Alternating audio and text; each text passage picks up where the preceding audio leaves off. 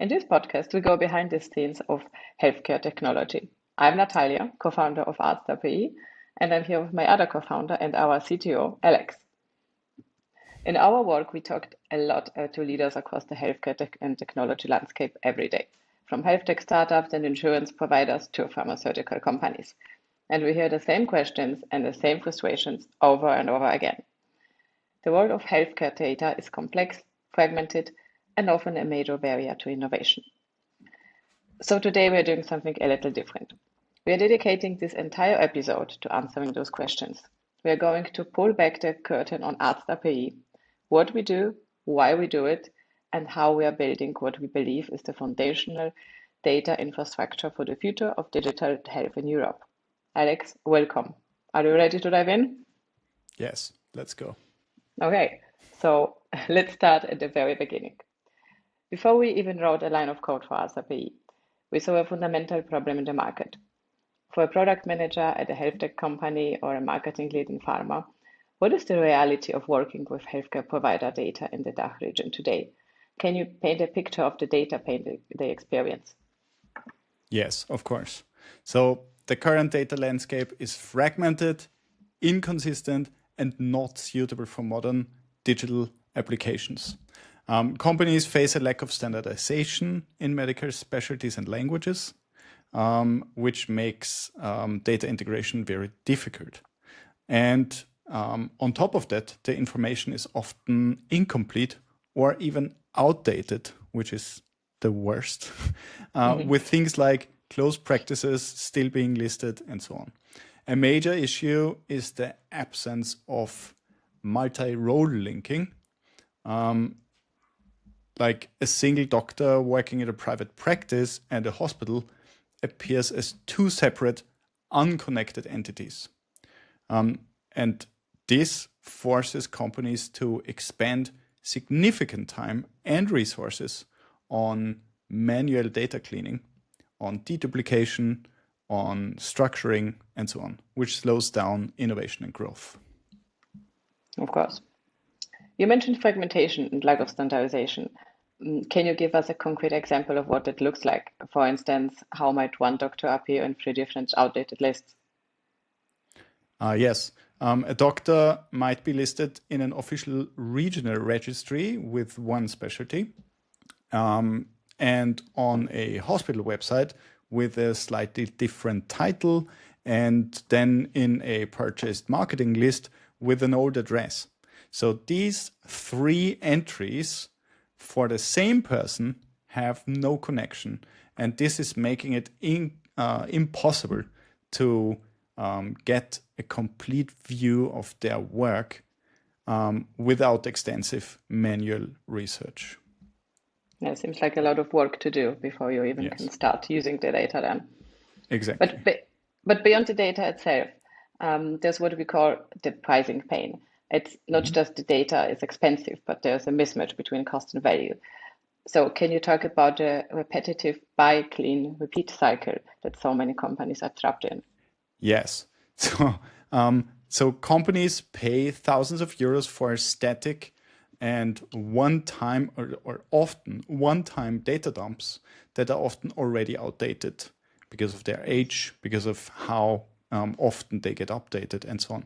So they then have, after the initial purchase, they have to invest even more in internal resources to manually clean and normalize this data.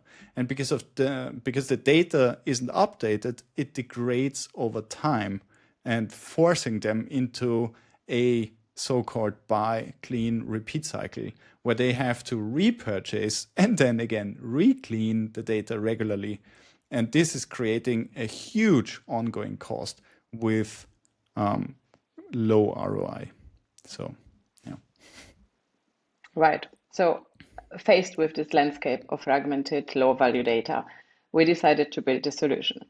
Let's introduce ArztAPI. What is our mission? What are we fundamentally trying to achieve? Yes. So, in short, our vision is to become the most trusted and widely adopted healthcare data infrastructure provider in Europe. That's big, but that's what a vision should be, right? And our mission is to turn this scattered healthcare data, which you find basically everywhere, into a structured intelligence. So we do this by aggregating, normalizing, and delivering high quality data on healthcare professionals and institutions through one seamless API. And with that, we empower health tech startups, insurers, and pharma companies to build faster, sell smarter, and of course, scale with confidence. Yes, that's what they all want, right? Yes. We often use the analogy that ArztAPI is like Stripe for healthcare provider data. Yeah. For someone hearing that for the first time, what does it actually mean? What does that comparison tell them about our philosophy and our product? The Stripe analogy means we provide the essential and foundational data infrastructure that other companies can build upon. Just like Stripe made it easy to handle payments, we make it easy to integrate clean and reliable healthcare provider data.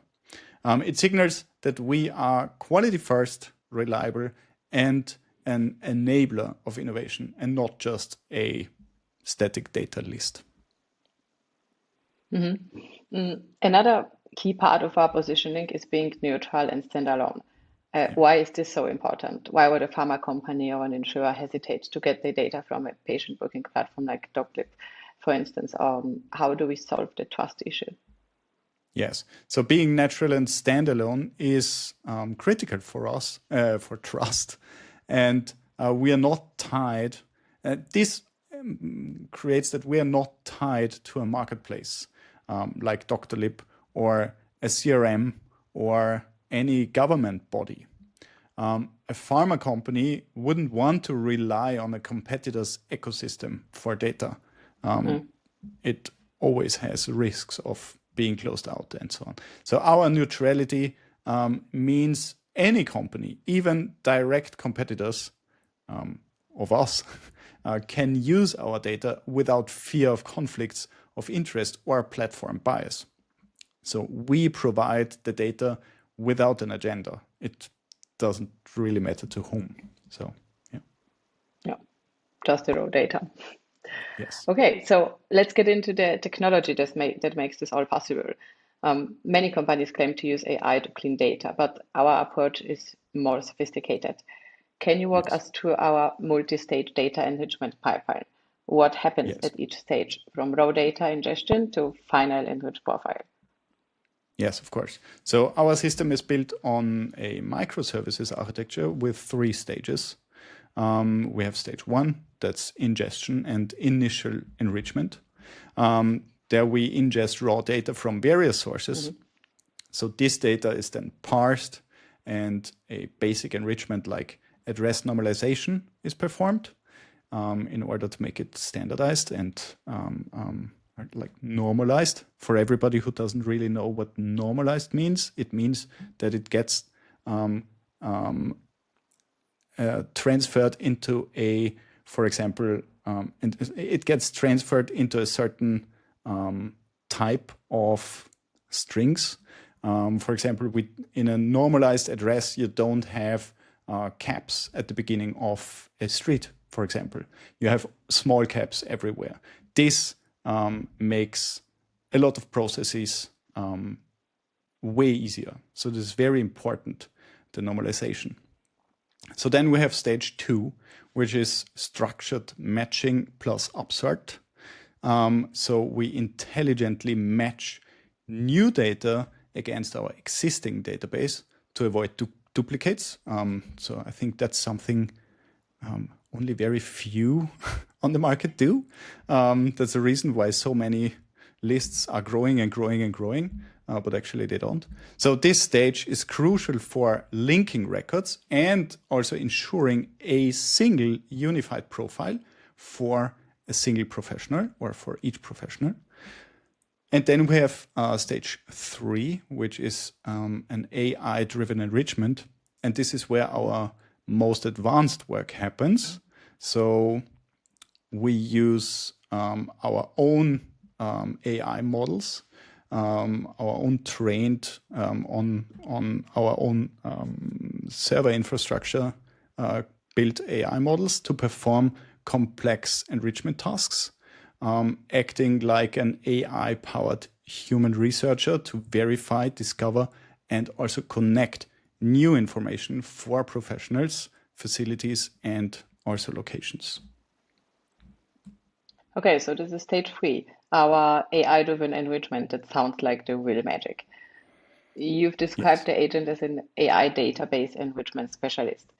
How does it use tools like web search and website scraping to go beyond simple cleaning and actually discover and verify new information in the way like a human researcher would? Yes. So the AI agent is given tools to actively investigate. So it can use a web search API, for example, to perform web searches itself so in order to find the doctor's official website or to verify their specialty. It can then use a browsing tool to visit that website and extract specific details like office hours or contact information. Like it's mimicking how a human would research and validate data. All of these steps, including the thinking process, get logged for each data set in our database. So then in order of this, so with the logging, we can understand what the agent was walking through and what the reasoning was, why it, for example, changed the title of a doctor because it found an accurate title which was ingested wrong at the beginning, or yes, stuff like this. Okay, so everything is well documented as well, and we will, if we would like to, we could go to everything and check manually if everything's right. Exactly. We can show what Dr. Müller, for example, how the enrichment process was done by the AI, which fields were missing at the beginning after ingestion, which were normalized, and which then were enriched and found on different sources. And this makes it possible to also connect these multi-role connections, like finding the Dr. Müller from Berlin, who is an internal specialist, is working in his own private practice, plus also in a hospital, plus also in, I don't know, another practice. So yeah, that gets logged. Okay. Yeah. You mentioned the AI has different operational models, like new facility creation versus existing data enrichment. What does it mean, and why is the level of intelligence important for data quality? Yes. So this intelligence allows the AI to adapt its task based on the data it's given. So if a professional has no associated clinic, it enters a new facility creation, for example. So a new facility creation mode. So this is to discover and create that information from scratch. So this is very rare, but it would be one extreme. So if the data already exists, it switches to existing data enrichment. That's usually the case. So we try to ingest as much information, as much known information as possible. So in order to only have start from stage 2 and to verify and augment it. This is super important in order to understand, this doctor is actually active. So we need to keep this person in our database, or it's inactive. So we need to drop it out before we go into enrichment. So in this context-aware approach is key to building a comprehensive and accurate data set and not just cleaning what's already there. Yeah, sounds very, very sophisticated and like it actually could work. Totally. So It's the best. our tech stack includes also some very deliberate choices like using self-hosted databases, tools and workers on servers located in Germany. Yes. How do these technical decisions support our commitment to security and GDPR compliance from the ground up? Yes. So these choices are a direct implementation of data protection by design under GDPR. So by self-hosting or in-house hosting our API tools and databases on, of course, servers in Germany, we maintain maximum control over the data and ensure it is stored within a strict legal jurisdiction, which is, so in our research, it showed that Germany is most likely one of the strictest legal jurisdictions where we can keep the data for the whole European Union.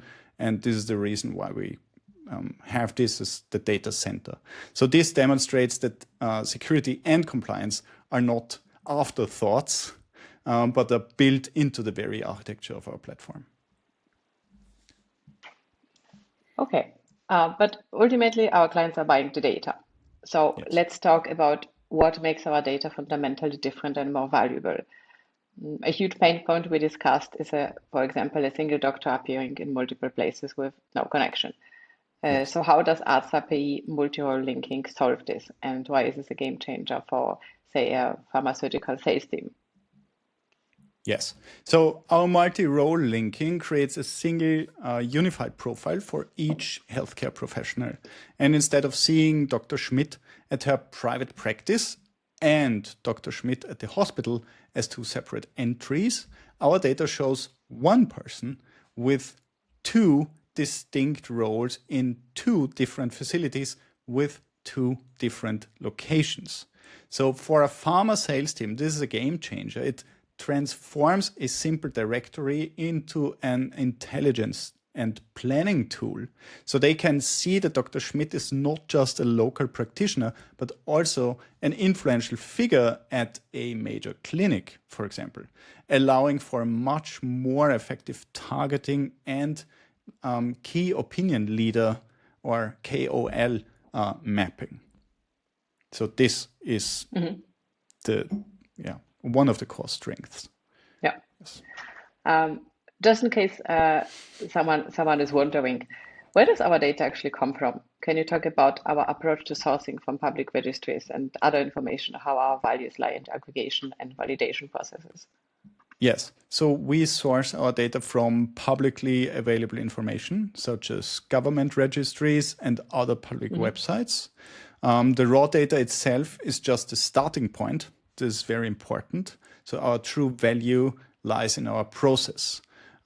Aggregating these disparate sources using our AI pipeline to, of course, clean, then validate, and then enrich the information and structuring it into a single coherent and easy to use format. So we take lots of sources and we don't only copy it into one gigantic database, but we combine all the different sources. Then we validate and see what is the actual source of truth of all these different sources.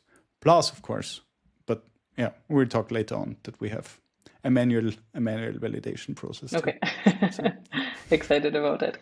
But data gets stale very quickly. A competitor's document notes that about 3% of provider data changes each month. So Yes. how do we ensure our data stays accurate and up to date?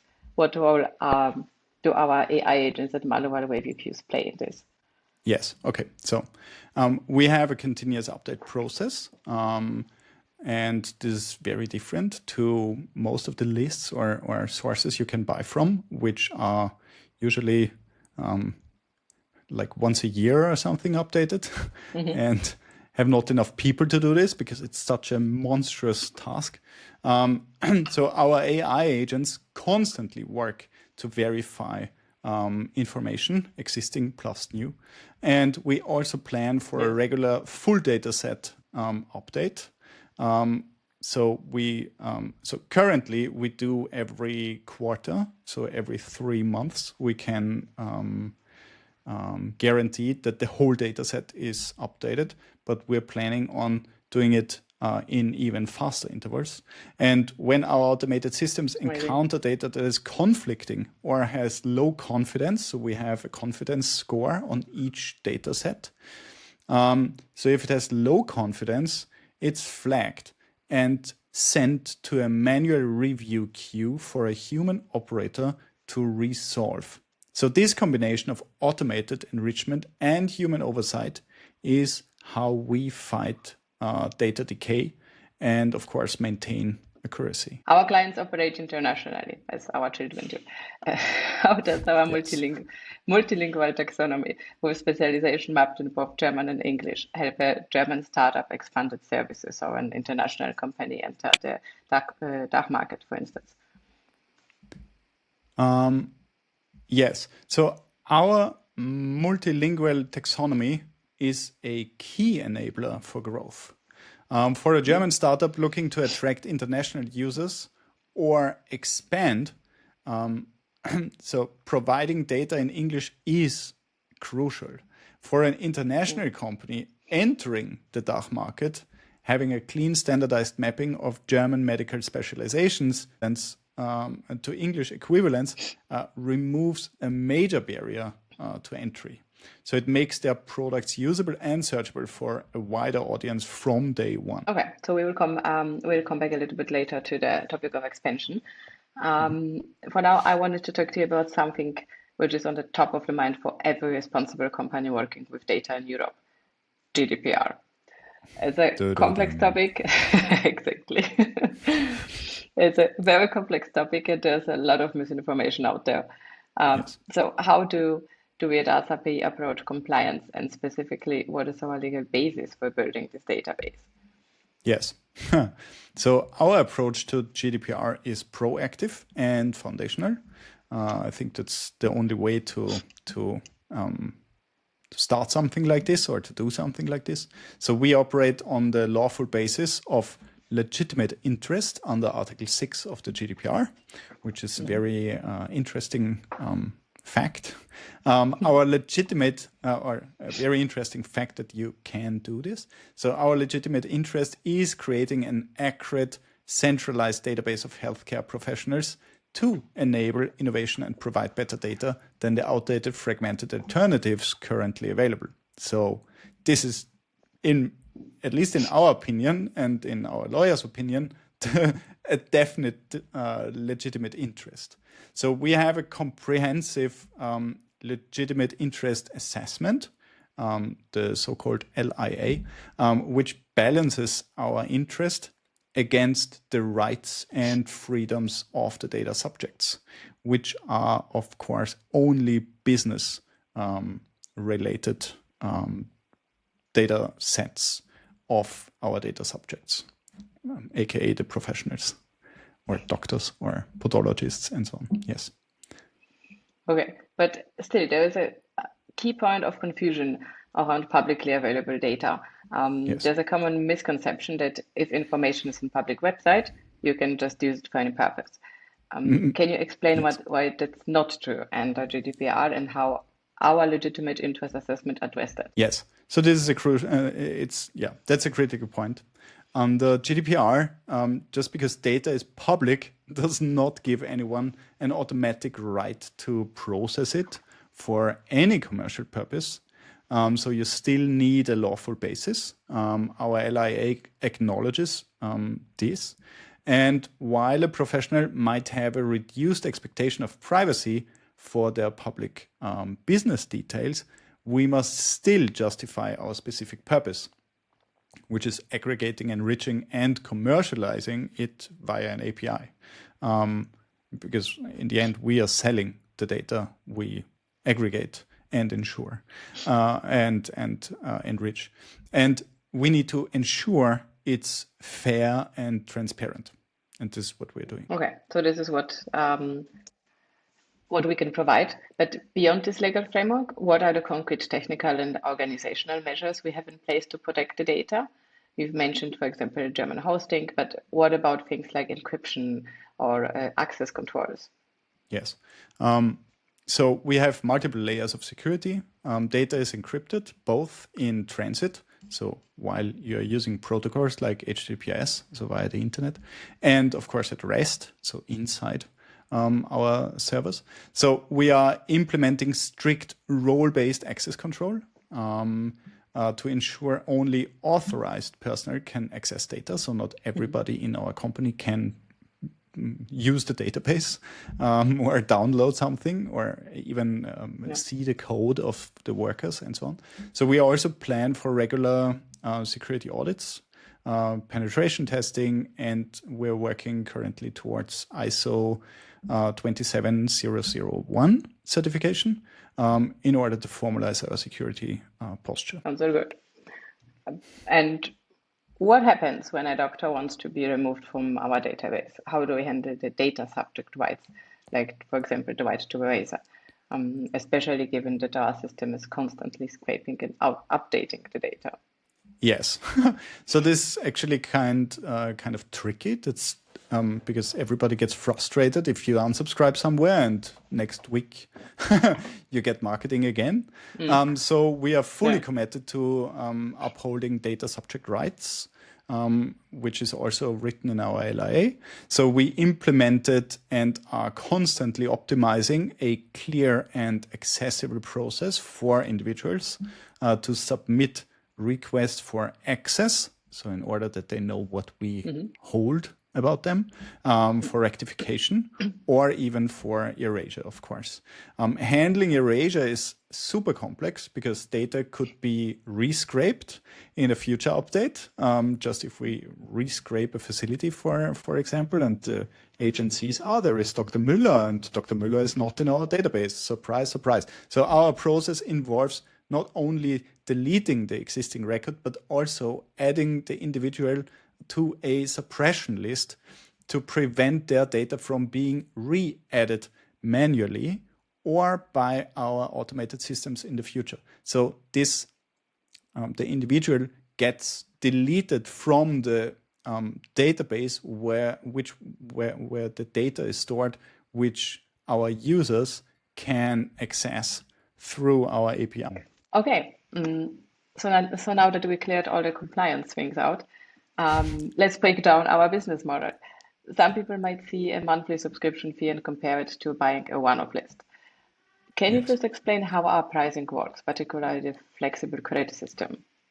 Yes. So our pricing is based on a subscription model with 3 tiers: startup, growth, and enterprise.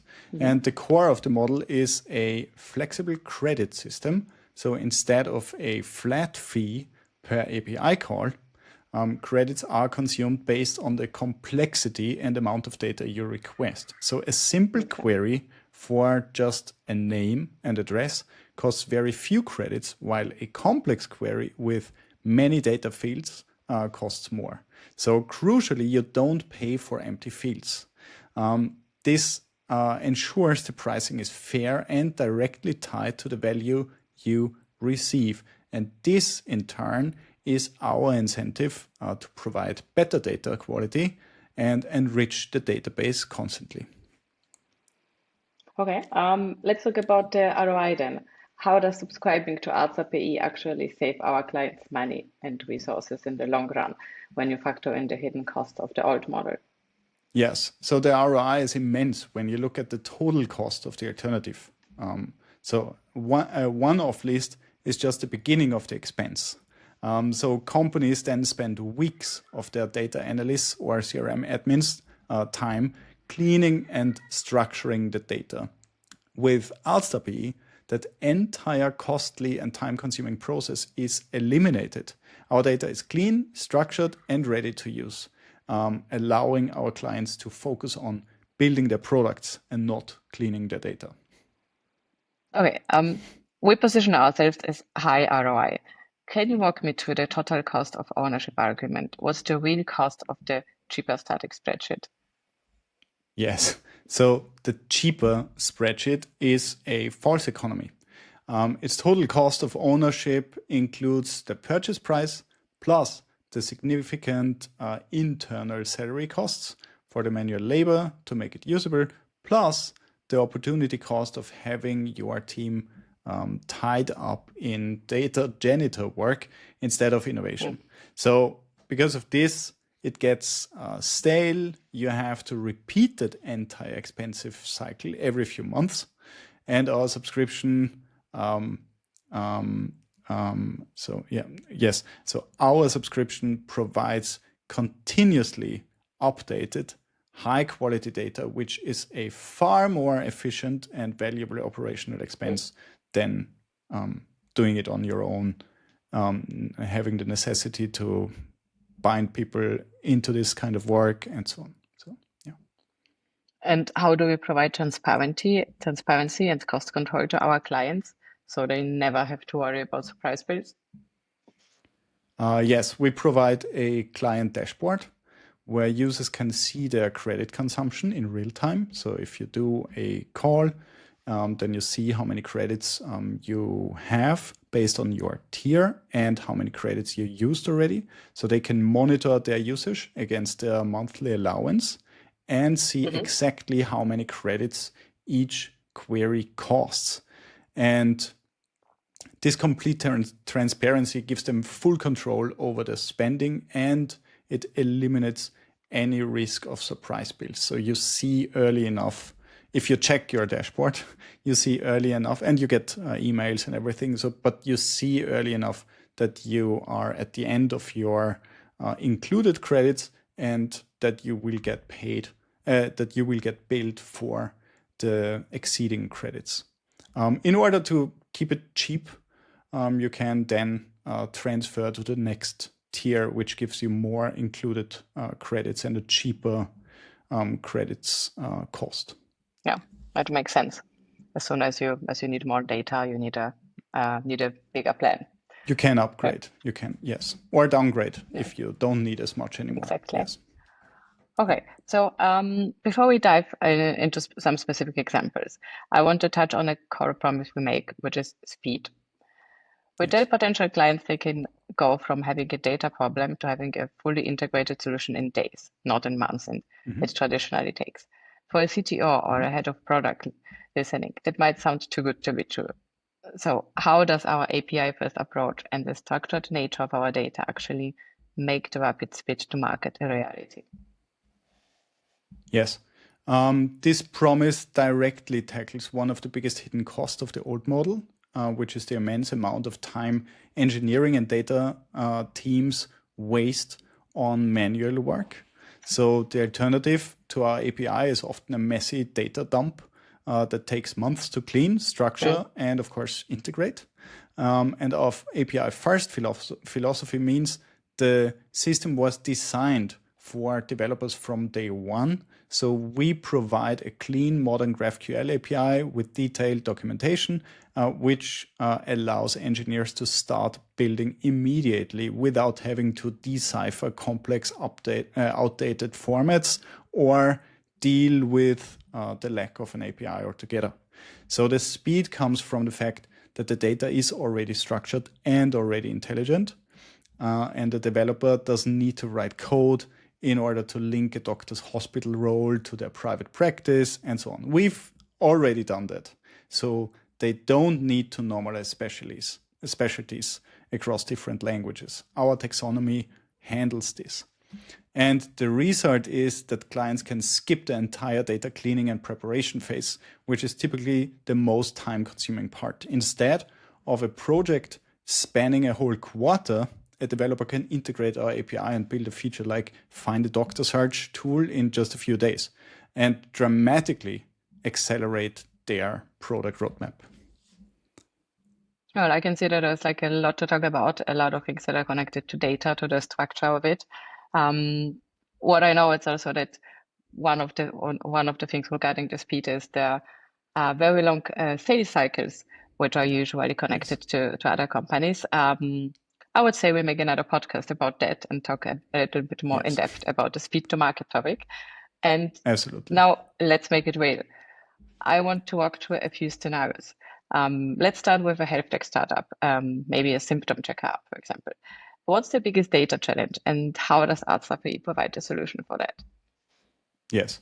So symptom checkers user journey is incomplete So after telling a user they might have a certain condition, they can't connect them to the right local doctor. Yeah. So they lack usually a reliable structured referral network of professionals treating the symptoms or verifying that the symptom is actually what the symptom checkers said.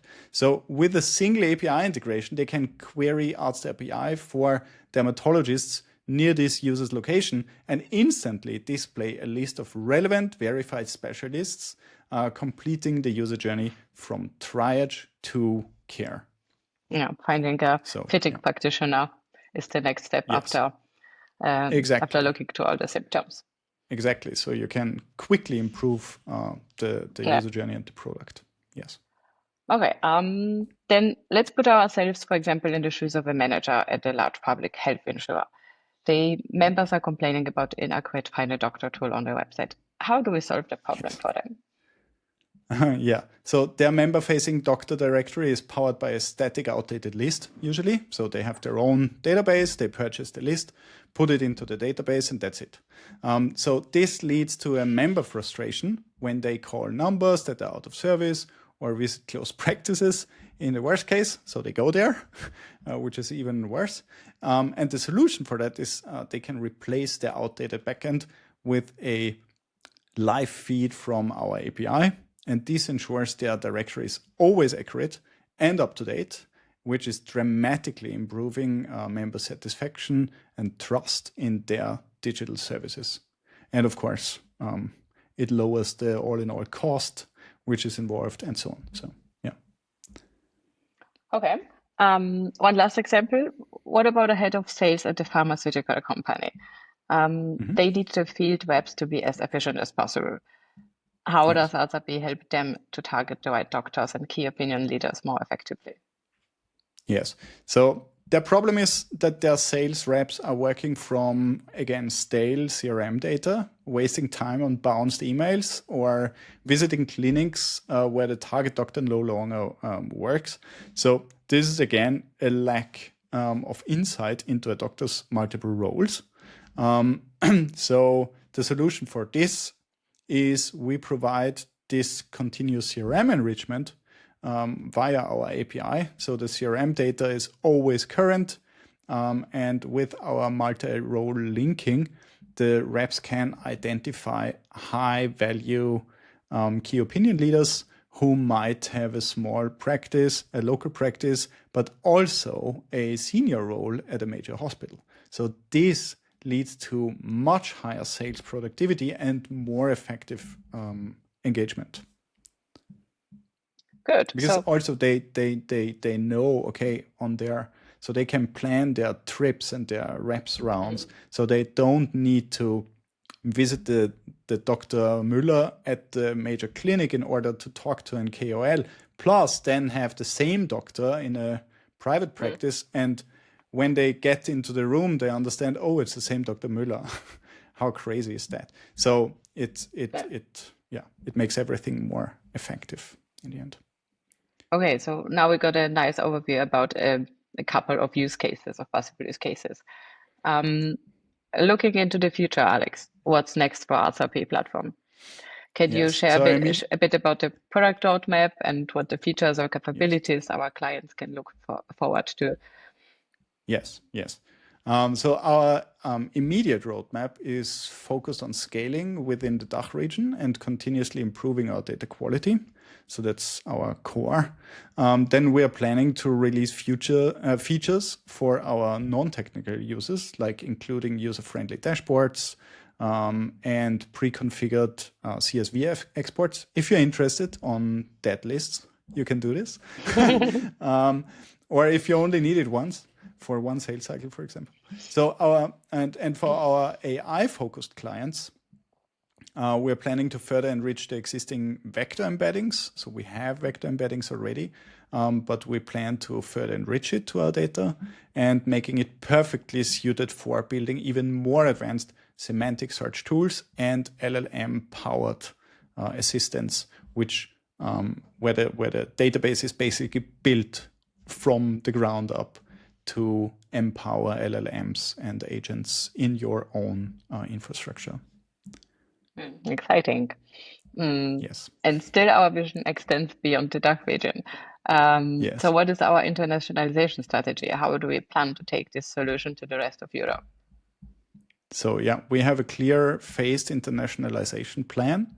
So after solidifying our position in the DACH market in hopefully 25, our goal is to expand to the top 5 EU countries in 26, then creating a unified taxonomy for all of these, which is a gigantic task, but doable. And by 2027, we aim to launch a global mode with region-agnostic API endpoints. So this is going to be super interesting. So from a CTO standpoint, it's going to be amazing. Yeah, fingers crossed for us. Totally. There are some major initiatives on the horizon, like the European health data space. So how do you see ARTSAPI's role evolving within the broader European digital health ecosystem? Yes. So we see ourselves as a key enabler for the EHDS, and the EHDS aims to facilitate the sharing and secondary use of health data for research and planning. And by providing a clean, structured, and reliable layer of provider data, ArztAPI can be a valuable data source for entities participating in the EHDS and helping them understand healthcare capacity and plan resource allocations across Europe. So this is the idea. Let's bring it all together then. We can do this. We can do this. Yeah, totally. So one last thing to ask you. What is your ultimate vision for ArztAPI, like 5 or 10 years from now? What impact do you hope we'll have made? Yeah. So our ultimate vision is to be the foundational data infrastructure for digital health in Europe. As we said at the beginning, like Stripe for healthcare data. In 5 or 10 years, I hope that any company from a small startup to a national health system that wants to build an innovative healthcare application will see ARTST-API as the default, most reliable and most trusted starting point for provider data. We want to be the pipes that power the future of European healthcare innovation. So, yeah, that's what we do. Let's go back to work then. Totally. Full steam.